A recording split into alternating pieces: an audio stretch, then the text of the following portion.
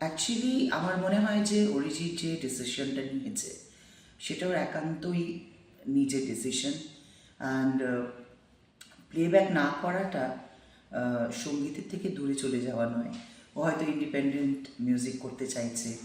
In fact আমি শুনেছি জিয়াগঞ্জেও আরও অনেক কাজ করছে।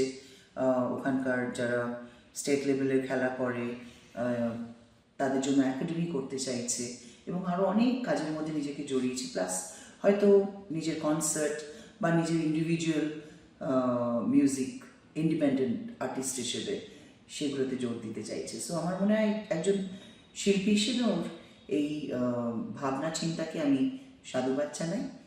তবে হ্যাঁ, অ্যাট দ্য সেম টাইম ওর সারা বিশ্বের ফ্যানেদের মতন আমিও একজন ওর ভক্ত।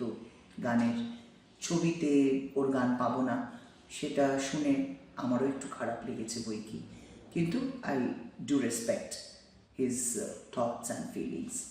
সো আশা করি এটা হয়তো সাময়িক একটা ব্রেক হবে, হয়তো কখনো না কখনো ও আবারও আমাদের জন্য প্লেব্যাক করবে। We love you Arijit.